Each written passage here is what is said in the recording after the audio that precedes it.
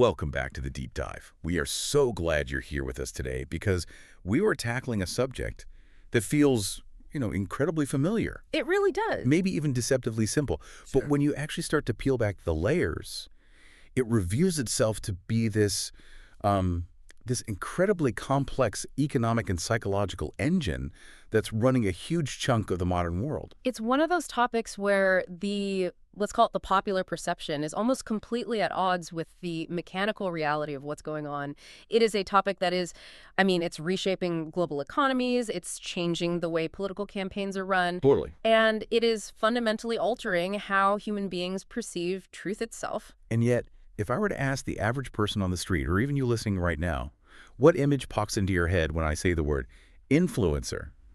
What do you see? Oh, it's a caricature. For most people, it's a caricature. I've heard. They see someone who's, largely famous for being famous. Maybe they're dancing in a kitchen on TikTok, or they're posting a heavily filtered photo of avocado toast in Dubai. It just feels Frivolous. frivolous, exactly. It Yeah. feels like a vanity project that's just gone viral. Exactly. We tend to dismiss it as, kids these days, or just the latest iteration of celebrity culture. But the mission of this deep dive is to really challenge that mental image. We have a massive stack of source material here. Articles, historical records, marketing theory, economic reports. That paints a completely different picture. A very different picture. This isn't just about selfies. This is a multi-billion-dollar industry with roots that go back, centuries. And it's an industry that, it capitalizes on a very specific failure of our traditional institutions. We are going to look at the history, which is surprisingly deep and, believe it or not, involves 17th century theology. Which is wild. We're going to look at the economics, which are incredibly top-heavy and, frankly, pretty brutal for most people involved. And we're going to get into the psychology, why this specific form of marketing works better than anything Madison Avenue ever invented. So let's start by defining our terms. Because influencer is such a buzzword, and buzzwords, they tend to lose their meaning after a while. They get watered down. They do. And the source material, specifically the breakdown from this comprehensive Wikipedia review and its associated marketing literature, it draws a really hard line in the sand on the definition. Right. And we have to. We need to distinguish between a celebrity and an influencer. In the, let's say, traditional model think Hollywood in the 90s, a celebrity is someone who gets famous through a pre-existing industrial machine. Okay. You're an actor, so a studio makes you famous. You're a musician, so a record label promotes you. You have fame, and then because of that fame, people might buy the sunglasses you wear. So the influence is a byproduct of the fame. It comes second. Precisely. But the definition of an influencer, at least in the context of this whole creator economy, is the inverse of that. An influencer is someone who builds a, quote, grassroots online presence. They often start from zero. Right from scratch. From scratch. They use engaging content, photos, videos, blogs, to establish authenticity and expertise first. So the influence comes before the fame. That is the crucial distinction. They build this direct line of communication with an audience. They establish trust, or at least, the performance of trust. And then once that community is solid, they leverage it for commercial gain, for ideological gain, you name it. It is basically influence for hire. That word grassroots is so interesting because it implies this democratic process. Like, we, the audience, chose to make this person famous by following them rather than having them, thrust upon us by a movie poster or a record label. And that feeling of choice is exactly why the psychology works so well, which we'll definitely get to. But first, we have to completely dismantle the idea that this is new. You would assume, just looking at the current landscape, that the concept of an influencer was invented in some boardroom in Silicon Valley around, 2010 when Instagram launched? I certainly did. I assumed it was a millennial invention through and through. But the source material pulls up a reference that honestly just stopped me in my tracks. The Oxford English Dictionary. It cites the earliest usage of the word influencer. Not in 2010, not in 1990, but in 1664. Get out of here. 1664. 1664. We are talking about the era of Isaac Newton and the Great Plague of London. We are. The usage comes from a man named Henry More.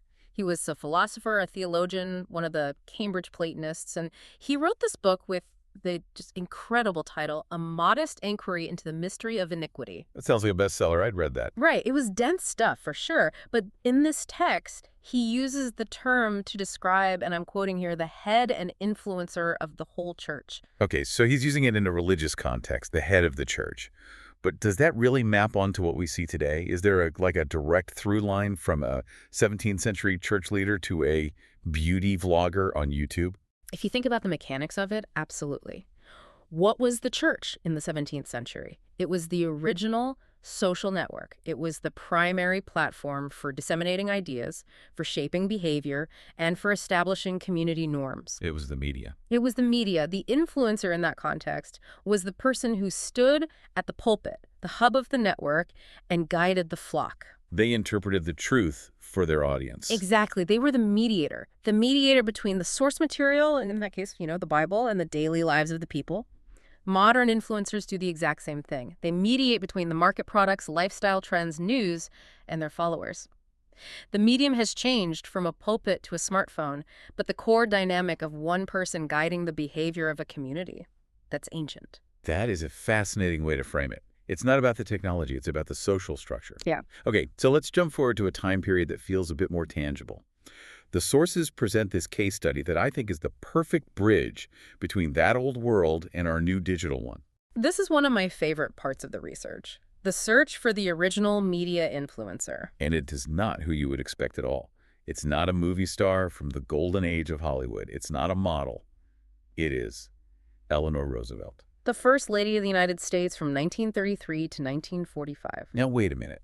I know Eleanor Roosevelt was influential, of course, in a political sense. She was a diplomat, an activist, a powerhouse. But calling her a media influencer, in the modern sense of the term, that feels like a bit of a stretch. It sounds like a stretch until you look at the specific actions she took. She didn't just rely on the prestige of the White House. That wasn't her platform. She built a personal content machine that rivals any modern creator. You're talking about her newspaper column. Yes. My Day. And this wasn't, a weekly op-ed on dense policy. This was a daily newspaper column. It ran 6 days a week for 26 years. Daily. 6 days a week. That is an incredible volume of content. I mean, most YouTubers can't keep that up. It's the 1930s equivalent of daily vlogging or blogging. She wrote about everything. She'd cover her breakfast, her travels, her conversations with the president. But then she would pivot to lifestyle content. She reviewed books she was reading, she recommended plays, she talked about products she liked and used. So she is building this parasocial relationship. She is inviting the entire American public into her private life every single day. Exactly right. And in doing so, she established a brand that was completely distinct from her husband's administration. She was seen as independent, wise, and above all, trustworthy. And here is where it gets really murky and really modern. She monetized that trust. This is the part I really struggled to believe at first. The First Lady of the United States doing paid commercials. She did. And not just for, war bonds or public service announcements. The source material highlights this specific campaign she did in 1959. She starred in a TV commercial for Good Luck Margarine. I just cannot picture a modern First Lady doing that. Imagine if Jill Biden or Melania Trump popped up on your screen selling butter. The media would tear them apart. It would be a massive conflict of interest scandal. It would be absolutely unthinkable today. But in 1959, the rules of media and celebrity were just different. And the payout was astronomical for the time.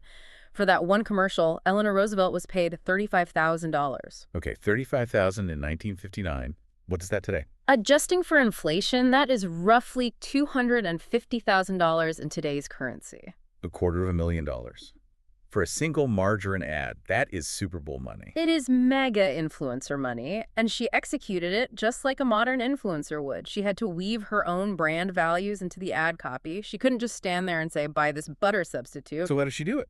In the commercial, she actually manages to pivot the conversation from margarine to the problem of world hunger. She connected margarine to world hunger? She framed it in the context of ensuring everyone, everywhere, had enough to eat. It was totally on brand. It maintained her persona as this global humanitarian while simultaneously selling a consumer product. That is the holy grail of influencer marketing, the seamless integration of commerce and personal identity. And the sources mentioned she didn't just pocket the cash, right? Which is a big difference. Correct. And this is a key distinction from most modern influencers, for sure. She donated the vast majority of her earnings to charity. However, the sources also note that she wasn't afraid to use her influence to help her family. She absolutely leveraged her sway to assist the entertainment careers of her children. So we have the origin of the Nepo baby discourse, too. It's all there. It is all there. The Yeah. paid spots, the brand building, the personal content, the family promotion. The sources even argue that her influence was so potent it had real-world political consequences beyond just selling products. The JFK election. There's a theory that her televised support of John F. Kennedy in his 1960 campaign helped nudge him to victory. A hairline victory, as the history books say, decided by an influencer endorsement. Essentially. It just demonstrates the raw power of that connection she'd built. People trusted Eleanor. If Eleanor said JFK was okay, then for a lot of voters, he was okay. It completely bypassed the political party machinery and went straight to the voters' trust receptors. So we had this rich, long history of influence.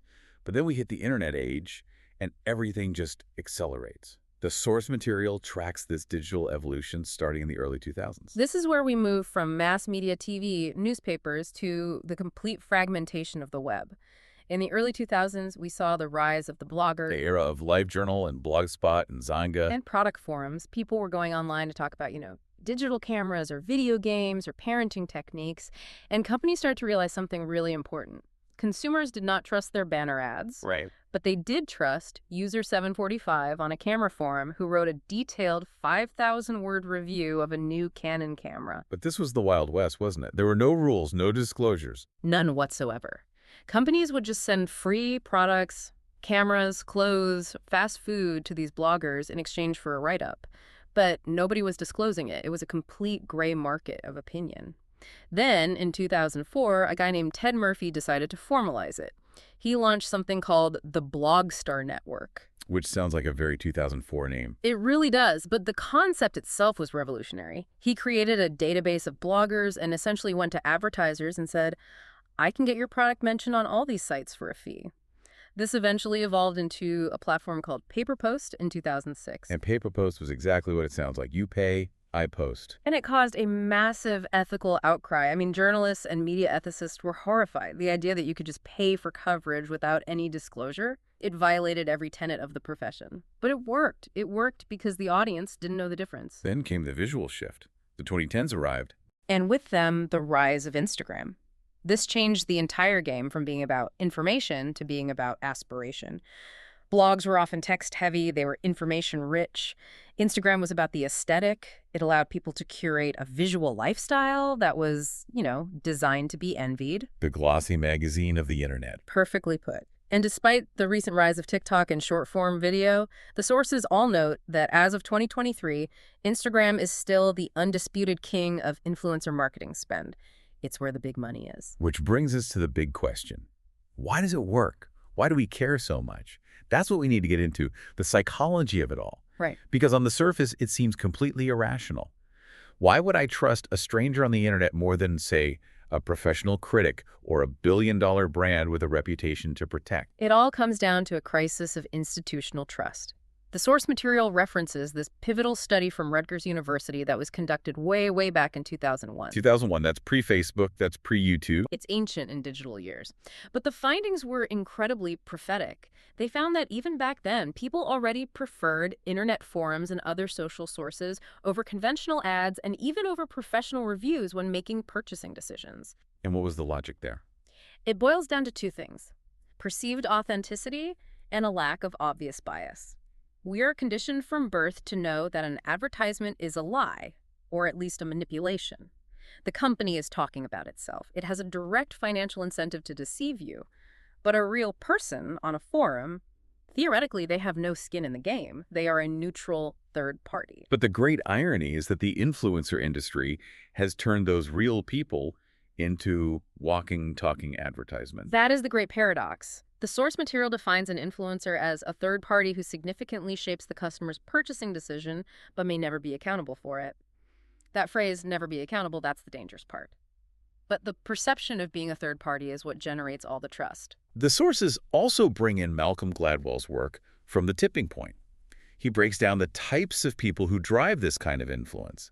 And I think this is really helpful for understanding that not all influencers are doing the same job. Right. Gladwell identifies 3 key archetypes. First, you have the connectors. These are the social butterflies, the networkers? They're the network nodes. They know everyone. They bridge all these different social circles. In the digital age, this is someone who, aggregates a lot of content, or they're always the first to share viral memes, or they just seem to know everybody in their particular industry. Their value is their reach. If a connector mentions you, you get seen by a lot of different people. Okay, so that's one type. Then you have the mavens.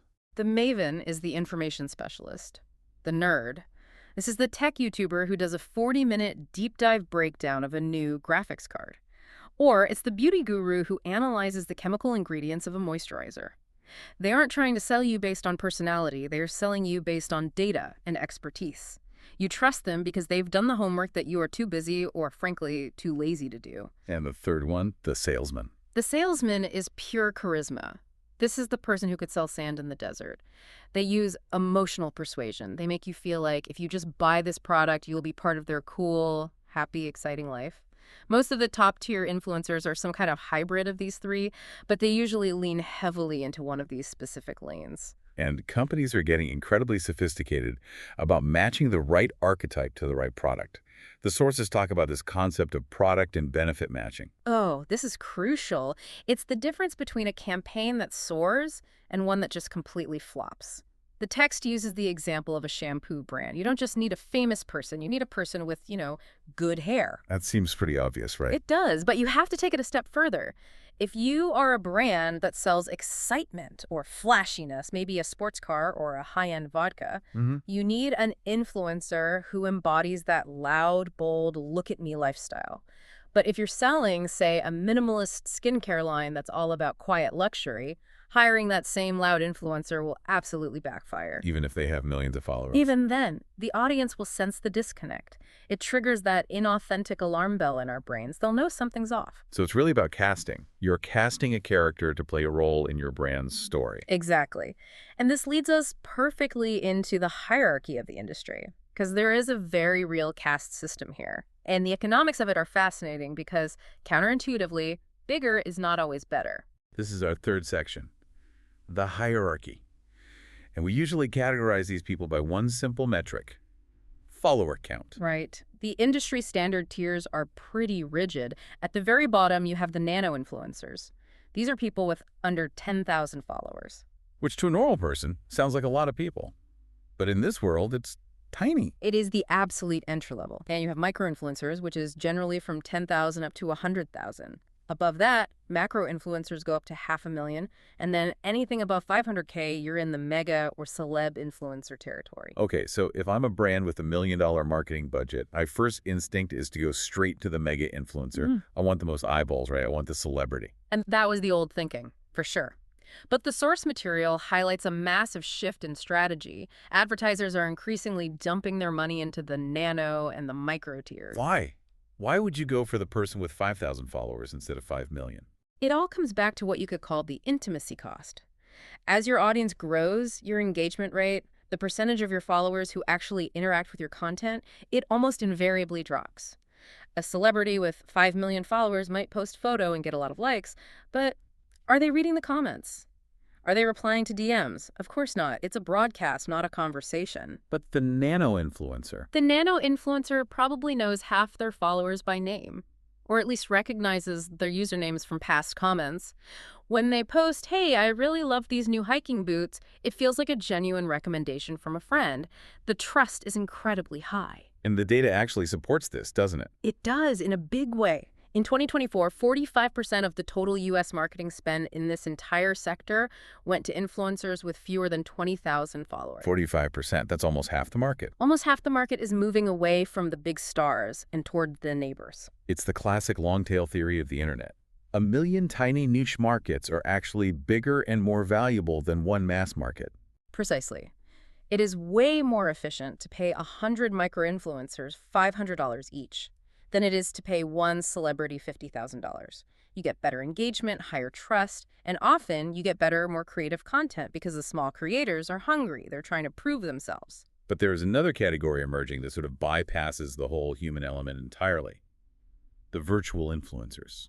This is where we fully enter the realm of science fiction or perhaps, corporate dystopia, depending on your point of view.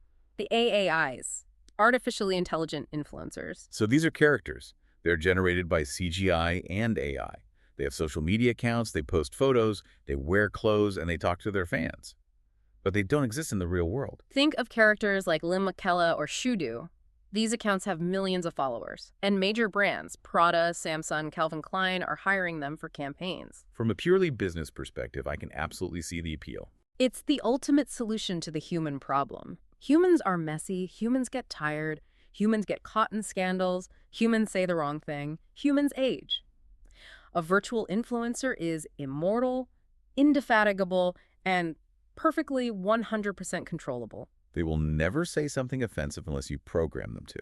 They'll never show up late to a photo shoot because they don't physically exist. Exactly. But doesn't that destroy the entire premise of authenticity that we just spent all this time talking about? If I know this is a robot, why on earth do I trust its recommendation for a moisturizer?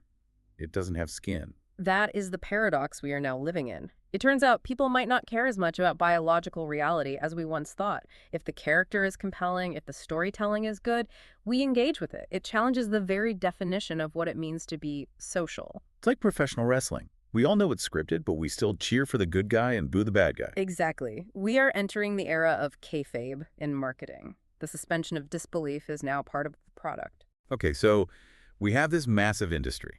We have robots, we have Nepo babies, we have nano-influencers. Let's talk about the money. Section 4, the economics. Because there is a very dangerous myth out there that becoming an influencer is some kind of get-rich-quick scheme. It's the modern gold rush. Every kid doesn't want to be an astronaut anymore. They want to be a YouTuber. But the source material provides a really brutal reality check.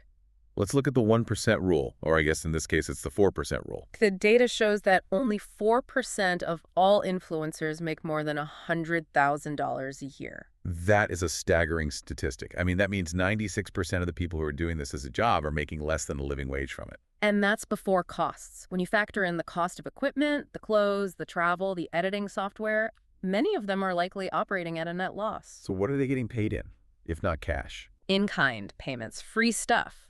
The sources highlight that for the vast majority of creators, especially in those lower tiers, free products are the primary currency. A brand sends you a bottle of shampoo, you post a video, the brand gets its advertising, you get clean hair. You can't pay your rent with shampoo. No, you absolutely cannot. And this creates an economic structure that is incredibly similar to the Gini coefficient of a failed state. The wealth is concentrated so aggressively at the very top, the middle class of influencers is actually quite small and incredibly precarious. The sources mentioned that there were 27 million paid content creators in the U.S. alone in 2023. Right. But you have to break that number down. 7 million of those were classified as hobbyists. They're doing it for fun or for a little bit of side cash. The 12 million who consider themselves full-time creators, they are all fighting for a very specific, very small slice of the pie. So how do the winners, the tycoons at the top, how do they actually make the big money? Because it's clearly not just about sponsored posts anymore. No, the sponsored post, what some call the billboard model, it's unstable. If the platform algorithm changes, you can lose your entire income overnight. The smart ones, the ones who last, they diversify. The sources point to what they call the tycoon model, or influencer 3.0. This is where you stop selling other people's products and you start selling your own. Exactly. Look at the case of Chiara Ferragni. She started a blog called The Blonde Salad. It was just outfit photos, but she leveraged that audience to launch her own shoe line and then her own clothing brand. She built a business empire where she captures the full value of every sale, not just a small marketing fee from another company. Or they sell knowledge.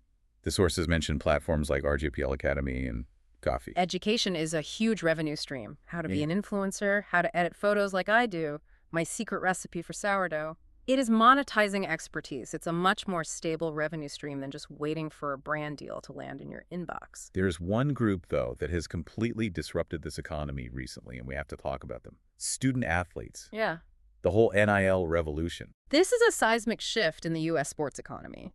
I mean, for decades, the NCAA operated as a cartel that prevented athletes from earning any money, despite the universities making billions of dollars off their labor. The myth of amateurism. A myth which the Supreme Court essentially blew up in the case NCAA v. Alston back in 2021. The ruling allowed college athletes to finally monetize their name, image, and likeness, or NIL. So suddenly you have college kids becoming millionaires overnight. And not just the star quarterbacks, which is the fascinating part. The sources specifically mentioned the Cavender twins. They played basketball at Fresno State and then at Miami. They weren't necessarily the WNBA's #1 draft picks, but they were absolute content geniuses. They built a massive TikTok following. They understood the assignment. They did. Or look at Adrian Nunez, a basketball player at Michigan. He played very few minutes on the court, but he had millions of followers on TikTok. He was reportedly making more money than his coaches. It completely decouples athletic performance from economic value. So you don't have to be the best player anymore. You just have to be the most interesting one. And that bridges the gap between the traditional celebrity athlete and the modern influencer perfectly. It forces universities to become content incubators. If you want to recruit the best players now, you have to promise them that you can help build their brand. So we have the money, we have the history. Now we have to look at the dark side. Section 5. Regulation, controversy, and ethics. Because all of this rapid growth has happened largely without any guardrails. It has been the Wild West for 20 years. And as always, regulation lags way behind technology, but we are finally starting to see the hammer come down. And the core issue has always been deception, right? The blurring of the lines. Right. Is this a genuine recommendation from a person I trust, or is it a paid advertisement? For a long time, influencers fought tooth and nail against disclosing. They felt that putting #odd on a post ruined the aesthetic. It broke the spell of authenticity. But not disclosing it is basically fraud. Essentially, yes. And it leads to absolute disasters like the Fyre Festival. The Fyre Festival. The cheese sandwich that launched 1,000 lawsuits and 2 documentaries. But before the disaster, it was a marketing triumph. The organizers paid Kendall Jenner, Bella Hadid, and hundreds of other influencers to post a simple, plain orange square on their Instagram feeds. No context, just an orange square and a link.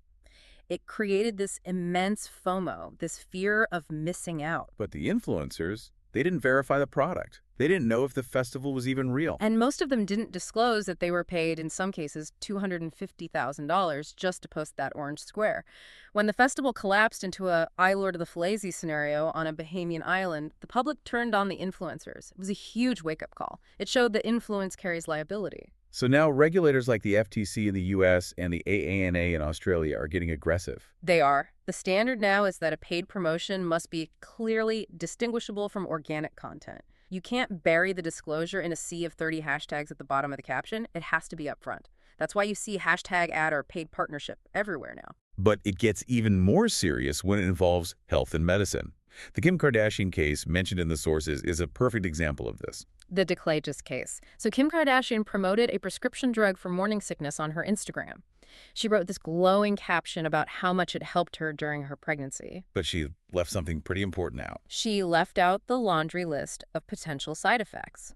Now, if Pfizer runs a TV commercial for a drug, half the ad is the guy talking really, really fast about all the side effects. That's the law. Kim didn't do that. And the FDA stepped in. They did, and they stepped in hard. They sent a formal warning letter. She had to take the post down and issue a public correction. It established a huge precedent. If you are selling medicine, you are subject to medical advertising laws, regardless of whether you are the TV network, NBC, or a reality star on Instagram. It turns the Instagram feed into a regulated commercial space. Which is exactly what it is. But the newest crackdown is the one that fascinates me the most. August 2024. The bot ban. This is a direct attack on the fake internet.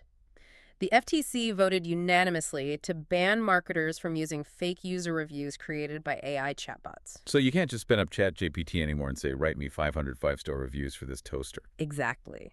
And more importantly for influencers, they banned the purchasing of fake followers and fake engagement. Buying followers has been the dirty little secret of this industry for a decade. It has, the whole fake it till you make it philosophy.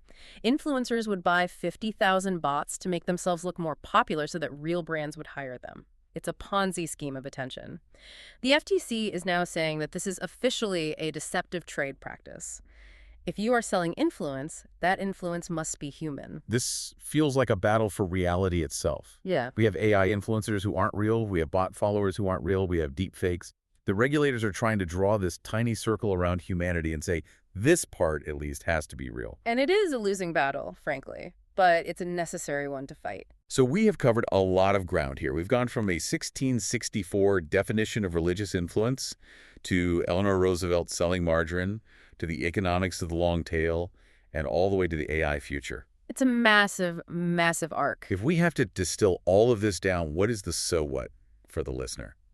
Why does any of this matter if you aren't trying to be an influencer yourself? It matters because this is the new economy of trust. The source material cites a report from Signal Fire that calls the influencer economy the fastest growing type of small business.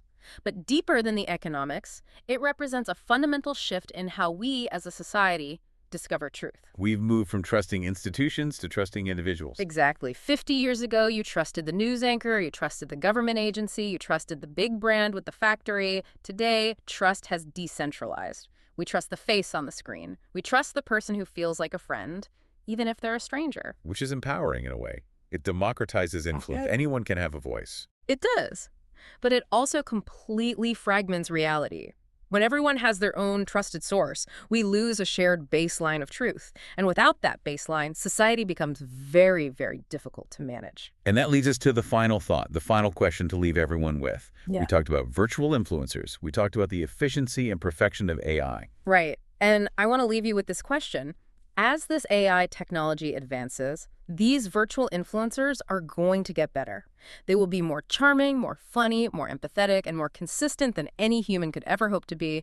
They will never have a bad day. They will never have a scandal. They'll be perfect. They'll be perfect. So, will we eventually prefer the perfectly curated consistency of an AI personality over the messy, unpredictable, flawed authenticity of a human being? And if an AI influences you to buy a product, or to adopt a political belief, or to vote for a candidate, who is actually doing the influencing? Is it the code?